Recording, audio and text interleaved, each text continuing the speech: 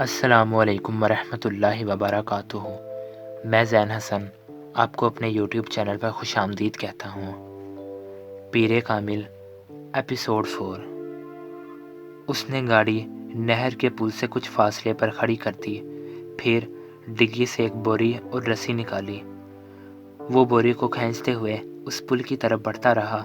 پاس سے گزرنے والے کچھ راہ گیروں نے اسے دیکھا مگر وہ رکے نہیں۔ اوپر پہنچ کر اس نے اپنی شرٹ اتار کر نہر میں پھینک دی۔ چند لمحوں میں اس کی شرٹ بہتے پانی کے ساتھ غائب ہو چکی تھی۔ ڈارک بلو کلر کی تنگ جینز میں اس کا لمبا قد اور خوبصورت جسم بہت نمایاں تھا۔ اس وقت اس شخص کی آنکھوں میں کوئی ایسا تاثر تھا جسے پڑھنا دوسرے کسی بھی شخص کے لیے ممکن نہ تھا۔ اس کی عمر 19-20 سال ہوگی مگر اس کے قد و قامت اور حلیے نے اس کی عمر کو جیسے بڑھا دیا تھا۔ اس نے رسی پل سے نیچے نہر میں لٹکانی شروع کر دی۔ جب رسی کا سرا پانی میں غائب ہو تو اس نے رسی کا دوسرا سرا بوری کے منہ پر لپیٹ کر سختی سے گرے لگانی شروع کر دی اور اس وقت تک لگاتا رہا جب تک کوئل ختم نہیں ہو گئی۔ پھر پانی میں پڑا ہوا سرا واپس کھینچ کر اس نے اندازے سے 3 فٹ کے قریب رسی چھوڑی اور اپنے دونوں پیر ساتھ جوڑتے ہوئے اس نے پیروں کے گرد رسی کو بہت مضبوطی کے ساتھ 2-3 بل دیے اور گرے لگا دیے۔ اب اس 3 فٹ کے ٹکڑے کے سرے پر بڑی مہارت کے ساتھ اس نے 2 پھندے بنائے، پھر اچک کر پل کی منڈیر پر بیٹھ گیا۔ اپنا دایاں ہاتھ کمر کے پیچھے لے جاتے ہوئے اس نے بائیں ہاتھ کے ساتھ پہلے پھندے میں سے دایاں ہاتھ گزارا اور پھر بائیں ہاتھ کے ساتھ اس نے وہ پھندا کھینچ دیا۔ اس کے بعد اس نے کمر کے پیچھے دائیں ہاتھ کے ساتھ دوسرے پھندے میں سے بایاں ہاتھ گزارا اور دائیں ہاتھ سے اسے کس دیا۔ اس کے چہرے پر پر اطمینان بھری مسکراہٹ نمودار ہوئی۔ ایک گہرا سانس لیتے ہوئے اس نے پشت کے بل خود کو منڈیر سے نیچے گرا دیا۔ ایک جھٹکے کے ساتھ اس کا سر پانی سے ٹکرایا اور کم تک کا حصہ پانی میں ڈوب گیا تھا۔ پھر رسی ختم ہو گئی۔ اب وہ اسی طرح لٹکا ہوا تھا کہ اس کے بازو پشت پر بندھے ہوئے تھے اور کمر تک کا دھڑ پانی کے اندر تھا۔ بوری میں موجود وزن یقیناً اس کے وزن سے زیادہ تھا۔ یہی وجہ تھی کہ بوری اس کے ساتھ نیچے نہیں آئی۔ وہ اسی طرح لٹک گیا۔ اس نے اپنا سانس روکا ہوا تھا۔ پانی کے اندر اپنا سر جاتے ہی اس نے آنکھیں کھلی رکھنے کی کوشش کی مگر ناکام رہا۔ پانی گدلا تھا اور اس میں موجود مٹی اس کی آنکھوں میں چبھنے لگی۔ اس نے آنکھیں بند کر لی۔ اس کے پھیپھڑے اب جیسے پھٹنے لگے تھے۔ اس نے یکدم سانس لینے کی کوشش کی اور پانی منہ اور ناک سے اس کے جسم کے اندر داخل ہونے لگا۔ وہ اب بری طرح پھڑپھڑا رہا تھا مگر نہ وہ اپنے بازوں کو استعمال کر کے خود کو سطح پر لا سکتا تھا اور نہ ہی اپنے جسم کو اٹھا سکتا تھا۔ اس کے جسم کی پھڑپھڑاہٹ آہستہ آہستہ دم توڑ رہی تھی۔ چند لوگوں نے اسے پل سے نیچے گرتے دیکھا اور چیختے ہوئے اس طرف بھاگے۔ رسی ابھی تک ہل رہی تھی۔ ان لوگوں کی سمجھ میں نہیں آ رہا تھا کہ وہ کیا کریں۔ پانی کے نیچے ہونے والی حرکت اب دم توڑ گئی تھی۔ اس کی ٹانگیں اب بالکل بے جان نظر آ رہی تھی۔ پل پر کھڑے لوگ خوف کی عالم میں اس بے جان وجود کو دیکھ رہے تھے۔ پل پر موجود ہجوم بڑھ رہا تھا۔ نیچے پانی میں موجود وہ وجود ابھی بھی ساکت تھا، صرف پانی اسے حرکت دے رہا تھا، کسی پینڈولم کی طرح آگے پیچھے آگے پیچھے آگے پیچھے۔ امامہ جلدی سے تیار ہو جاؤ، رابعہ نے اپنی الماری سے اپنا ایک سوٹ نکال کر بیڈ پر پھینکتے ہوئے کہا۔ امامہ نے قدر حیرانی سے اسے دیکھا۔ کس لیے تیار ہو جاؤں؟ بھائی شاپنگ کے لیے جا رہے ہیں، ساتھ چلو۔ رابعہ نے اسی تیز رفتاری کے ساتھ استری کا پلگ نکالتے ہوئے کہا۔ نہیں، مجھے کہیں نہیں جانا۔ اس نے ایک بار پھر اپنی آنکھوں پر اپنا بازو رکھتے ہوئے کہا۔ وہ اپنے بستر پر لیٹی ہوئی تھی۔ کیا مطلب ہے مجھے کہیں نہیں جانا؟ تم سے پوچھ کون رہا ہے؟ ہم تمہیں بتا رہے ہیں، رابعہ نے اسی لہجے میں کہا۔ اور میں نے بتا دیا ہے میں کہیں نہیں جا رہی ہوں، اس نے آنکھوں سے بازو ہٹائے بغیر کہا۔ زینب بھی چل رہی ہے ہمارے ساتھ، پورا گروپ جا رہا ہے، فلم بھی دیکھیں گے واپسی پر، رابعہ نے پورا پروگرام بتاتے ہوئے کہا۔ امامہ نے ایک لحظہ کے لیے اپنی آنکھوں سے بازو ہٹا کر اسے دیکھا۔ زینب بھی جا رہی ہے؟ ہاں، زینب کو ہم راستے سے پک کریں گے۔ امامہ کسی سوچ میں ڈوب گئی۔ تم بہت ڈل ہوتی جا رہی ہو امامہ، رابعہ نے قدرے ناراضی کے ساتھ تبصرہ کیا۔ ہمارے ساتھ کہیں آنا جانا ہی چھوڑ دیا ہے تم نے؟ आखिर होता क्या जा रहा है तुम्हें? कुछ नहीं, बस मैं आजकल कुछ थकी हुई हूँ, इसलिए सोना चाह रही हूँ, इमामा ने बाजू हटाकर उसे देखते हुए कहा। थोड़ी देर बाद जवेरिया भी अंदर आ गई और वो भी उसे साथ चलने के लिए मजबूर करती रही, मगर इमामा की ज़ुबान पर एक ही रट थी, नहीं, मुझे सोना है, मैं बहुत थक चुकी हूँ। वो मजबूरन उसे बुरा भला कहते हुए वहाँ से चले गए। रास्ते से उन्होंने ज़ैनब को इसके घर से पिक किया और ज़ैनब को पिक करते हुए जवेरिया को याद आया कि उसके बैग के अंदर उसका वॉलेट नहीं है, वो इसे हॉस्टल में ही छोड़ आई थी। वापस हॉस्टल चलते हुए वहाँ से वॉलेट लेकर फिर बाज़ार चलेंगे। जवेरिया के कहने पर वो लोग दोबारा हॉस्टल चली आई, मगर वहाँ आकर उन्हें हैरानी का सामना करना पड़ा क्योंकि कमरे के दरवाजे पर ताला लगा हुआ था। ये इमामा कहाँ है? राबिया ने हैरानी से कहा। पता नहीं, कमरा लॉक करके इस तरह कहाँ जा सकती है? वो तो कह रही थी कि उसे सोना है, जवेरिया ने कहा। हॉस्टल में तो किसी के रूम में नहीं चली गई, राबिया ने ख्याल इज़हार किया। वो दोनों अगले कई मिनट इन वाकिफ़ लड़कियों के कमरे में जाती रही जिनसे उनकी हेलो हाय थी, मगर इमामा का कहीं पता नहीं था। कहीं हॉस्टल से बाहर तो नहीं गई? राबिया को अचानक ख्याल आया। आओ वार्डन से पूछ लेते हैं, जवेरिया ने कहा। वो दोनों वार्डन के पास चली आई। हाँ, इमामा भी अभी कुछ देर पहले बाहर गई है, वार्डन ने उनकी इंक्वायरी पर बताया। जवेरिया और राबिया एक दूसरे का मुंह देखने लगी। वो कह रही थी शाम को आएगी, वार्डन ने उन्हें मज़ीद बताया। वो दोनों वार्डन के कमरे से निकल आए। ये गई कहाँ है? हमारे साथ तो जाने से इनकार कर दिया था कि उसे सोना है और वो थकी हुई है, उसकी तबीयत ख़राब है और अब इस तरह गायब हो गई है, राबिया ने उलझे हुए अंदाज में कहा। रात को वो कदरे लेट वापस आई और जिस वक्त वो वापस आई इमामा कमरे में मौजूद थी। उसने मुस्कुराते हुए इन दोनों का इस्तकबाल किया। लगता है खासी शॉपिंग हुई है आज, उसने दोनों के हाथों में पकड़े हुए शॉपर्स को देखते हुए कहा। इन दोनों ने इसके बाद के जवाब में कुछ नहीं कहा, बस शॉपर्स रख कर उसे देखने लगी। तुम कहाँ गई हुई थी? जवेरिया ने उससे पूछा। इमामा को जैसे कि झटका लगा। मैं अपना वॉलेट लेने वापस आई तो तुम यहाँ नहीं थी, कमरा लॉक था, जवेरिया ने इसी अंदाज में कहा। मैं तुम लोगों के पीछे गई थी। क्या मतलब? जवेरिया ने कुछ ना समझे वाले अंदाज में कहा। तुम्हारे निकलने के बाद मेरा इरादा बदल गया, मैं यहाँ से ज़ैनब की तरफ गई क्योंकि तुम लोगों को इसे पिक करना था, मगर उसके चौकीदार ने बताया कि तुम लोग पहले ही वहाँ से निकल गए, फिर वहाँ से वापस आ गई, बस रास्ते में कुछ किताबें ली मैंने, इमामा ने कहा। देखा, तुमसे पहले कहा था कि हमारे साथ चलो, मगर इस वक्त तुमने फ़ौरन इनकार कर दिया, बाद में बेवकूफ़ों की तरह पीछे चल पड़ी। हम लोग तो मशकूक हो गए थे तुम्हारे बारे में, राबिया ने कुछ इत्मीनान से एक शॉपर खोलते हुए कहा। इमामा ने कोई जवाब नहीं दिया, वो सिर्फ मुस्कुराते हुए इन दोनों को देखती रही। वो दोनों अब अपने शॉपर्स खोलते हुए खरीदी हुई चीज़ें उसे दिखा रही थी। तुम्हारा नाम क्या है? पता नहीं, माँ बाप ने क्या रखा था? माँ बाप से पूछें। खामोशी। लोग किस नाम से पुकारते हैं तुम्हें, लड़के या लड़कियाँ? लड़के बहुत सारे नाम लेते हैं, ज़्यादा कौन सा नाम पुकारते हैं? Daredevil. खामोश। और लड़कियाँ? वो भी बहुत से नाम लेती हैं, ज़्यादातर किस नाम से पुकारती हैं? ये मैं नहीं बता सकता, इट्स टू पर्सनल, ये बिल्कुल ज़ाती है। गहरी खामोशी, तवील सांस, फिर खामोशी। मैं आपको एक मशवरा दूं, क्या आप मेरे बारे में वो जानने की कोशिश क्यों नहीं करती जो ना आप पहले जानती हैं? आपके दाईं तरफ टेबल पर जो सफ़ेद फाइल पड़ी है उसमें मेरे सारे पार्टिकुलर मौजूद हैं। फिर आप वक्त ज़ाया क्यों कर रहे हैं? साइकोएनालिस्ट ने अपने पास मौजूद टेबल लैंप की रोशनी में सामने काउच पर दराज इस नौजवान को देखा जो अपने पैर मुसलसल हिला रहा था। इसके चेहरे पर गहरा इत्मीनान था और यूं लग रहा था जैसे वो साइकोएनालिस्ट के साथ होने वाली सारी गुफ्तगू को बेकार समझ रहा था। कमरे में मौजूद ठंडक, खामोशी और नीम तारीकी ने उसके असाब को बिल्कुल मुतासर नहीं किया था। वो बात करते हुए वक्तन फ़वक्तन कमरे में चारों तरफ नज़रें दौड़ा रहा था। साइकोएनालिस्ट के सामने लेटा हुआ नौजवान एक अजीब केस था। वो फोटोग्राफिक मेमोरी का मालिक था। इसका आईक्यू लेवल 150 की रेंज में था। वो थ्रो आउटस्टैंडिंग एकेडमिक रिकॉर्ड रखता था।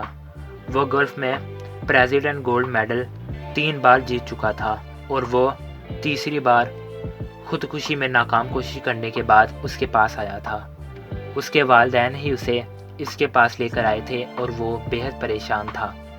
वो मुल्क के चंद बहुत अच्छे ख़ानदानों में से एक से ताल्लुक़ रखता था। ऐसा ख़ानदान जिसके पास पैसे की भरमार थी। 4 भाइयों और 1 बहन के बाद वो चौथे नंबर पर था। 2 भाई और 1 बहन उससे बड़े थे।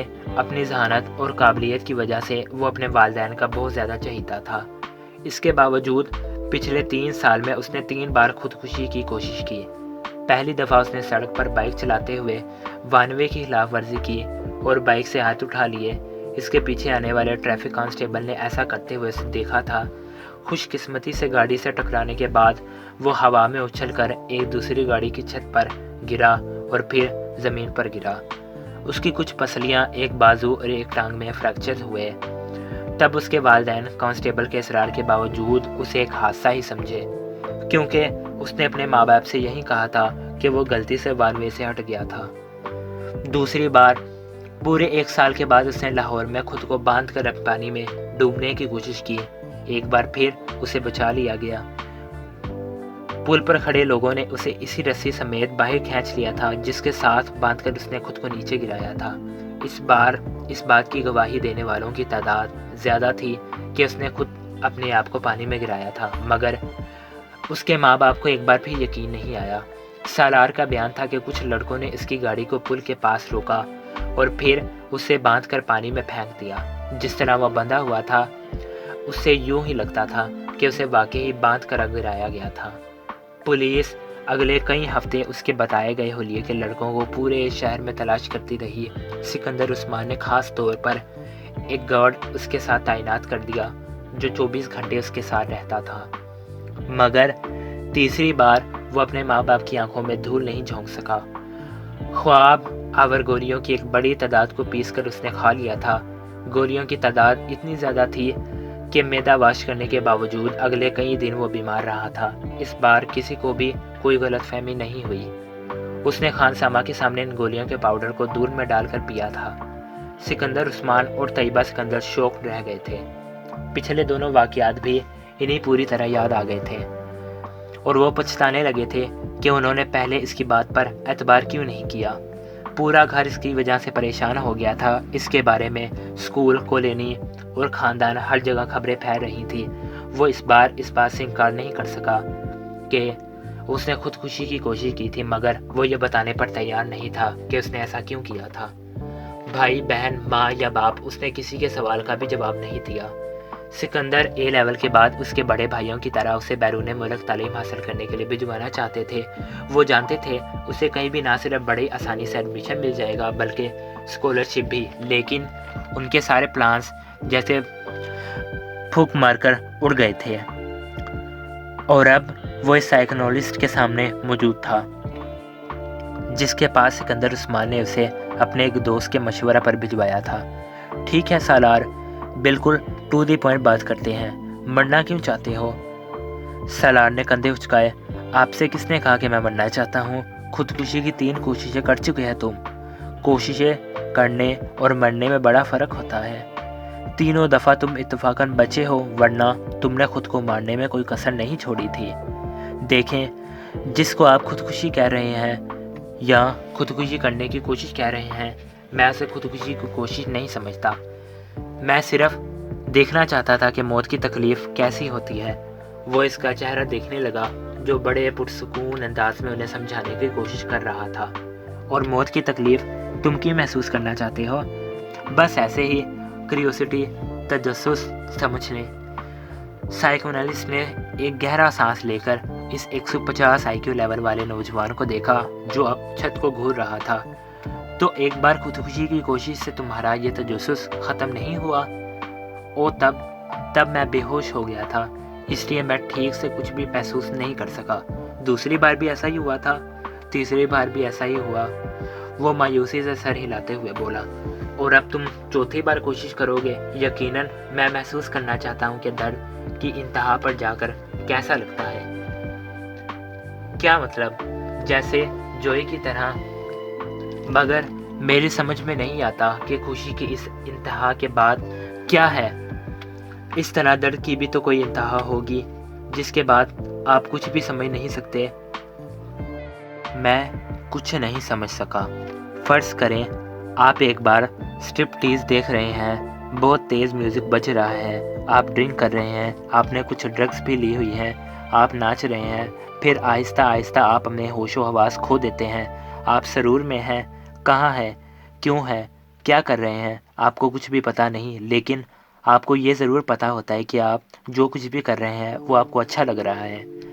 میں جب باہر چھٹیاں گزارنے جاتا ہوں تو اپنے کزنس کے ساتھ ایسے بارز میں جاتا ہوں۔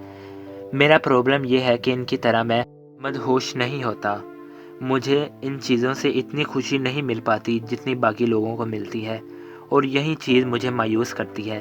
میں نے سوچا کہ اگر سرور کی انتہا پر نہیں پہنچ سکتا تو شاید میں درد کی انتہا پر پہنچ سکوں، لیکن وہ بھی نہیں ہو سکا۔ وہ خاصا مایوس نظر آ رہا تھا۔ تم اس طرح کی چیزوں میں وقت ضائع کیوں کرتے ہو؟ اتنا شاندار اکیڈمک ریکارڈ ہے تمہارا۔ سالار نے اس بار انتہائی بیزاری سے اس سے کہا، پلیز پلیز اب میری ذہانت کے راگ الاپنا مت شروع کیجیے گا۔ مجھے پتہ ہے میں کیا ہوں، تنگ آ گیا ہوں میں اپنی تعریفیں سنتے سنتے۔ اس کے لہجے میں تلخی تھی۔ اپنے لیے کوئی گول کیوں نہیں سیٹ کرتے تم؟ میں نے کیا ہے۔ کیا؟ مجھے خودکشی کی ایک اور کوشش کرنی ہے۔ مکمل اطمینان تھا۔ کیا تمہیں کوئی ڈپریشن ہے؟ Not at all. تو پھر مرنا کیوں چاہتے ہو؟ ایک گہرا سانس۔ کیا آپ کو ایک بار پھر سے بتانا شروع کروں کہ میں مرنا نہیں چاہتا، میں کچھ اور کرنے کی کوشش کر رہا ہوں؟ وہ اکتایا۔ بات گھوم پھر کر پھر وہیں آ گئی تھی۔ کیا تم یہ سب کسی لڑکی کی وجہ سے کر رہے ہو؟ سالار نے گردن موڑ کر حیرانی سے اسے دیکھا۔ لڑکی کی وجہ سے؟ ہاں، کوئی ایسی لڑکی جو تمہیں اچھی لگتی ہو، جس سے تم شادی کرنا چاہتے ہو۔ اس نے بے اختیار قہقہہ لگایا اور پھر ہنستا ہی گیا۔ مائی گاڈ، آپ کا مطلب ہے کہ کسی لڑکی کی محبت کی وجہ سے میں خودکشی؟ وہ ایک بار پھر بات ادھوری چھوڑ کر ہنسنے لگا۔ لڑکی کی محبت اور خودکشی؟ کیا مذاق ہے؟ وہ اب اپنی ہنسی پر قابو پانے کی کوشش کر رہا تھا۔ آپ اس کو تعلیم کے لیے بیرون ملک بھجوانے کے بجائے یہیں رکھیں اور اس پر بہت زیادہ توجہ دیں۔ ہو سکتا ہے یہ توجہ حاصل کرنے کے لیے یہ سب کرتا ہو۔ اس نے کئی ماہ کے بعد سالار کے ماں باپ کو مشورہ دیا، جس کا نتیجہ یہ ہوا کہ اسے باہر بھجوانے کے بجائے اسلام آباد کے ادارے میں ایڈمیشن دلوایا گیا۔ سکندر عثمان کو یہ اطمینان تھا کہ وہ اسے اپنے پاس رکھیں گے تو شاید وہ دوبارہ ایسی حرکت نہ کرے گا۔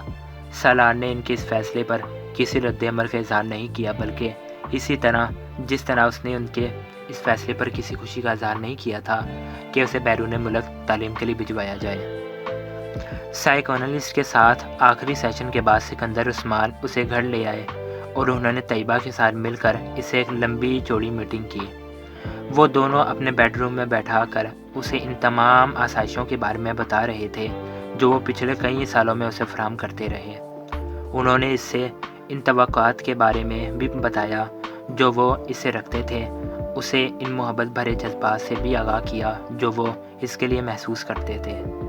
وہ بے تاثر چہرے کے ساتھ چیونگم چباتا باپ کی بے چینی اور ماں کے آنسو دیکھتا رہا۔ گفتگو کے آخر میں سکندر عثمان نے تقریباً تنگ آ کر اس سے کہا، تمہیں کس چیز کی کمی ہے؟ کیا ہے جو تمہارے پاس نہیں ہے یا جو تمہیں چاہیے؟ مجھے بتاؤ۔ سالار سوچ میں پڑ گیا۔ سپورٹ کار۔ اگلے ہی لمحے اس نے کہا، ٹھیک ہے میں تمہیں سپورٹ کار باہر سے منگوا دیتا ہوں، مگر دوبارہ ایسی کوئی حرکت مت کرنا جو تم نے کی ہے، اوکے؟ سکندر عثمان کو کچھ اطمینان ہوا۔ سالار نے سر ہلا دیا۔ طیبہ نے ٹیشو سے اپنے آنسو صاف کرتے ہوئے جیسے سکون کا سانس لیا۔ وہ کمرے سے چلا گیا تو سکندر عثمان نے سگار سلگاتے ہوئے ان سے کہا، طیبہ تمہیں اس پر بہت توجہ دینی پڑے گی۔ اپنی ایکٹیویٹیز کچھ کم کرو اور کوشش کرو کہ اس کے ساتھ روزانہ کچھ وقت گزارا کرو۔ طیبہ نے سر ہلا دیا۔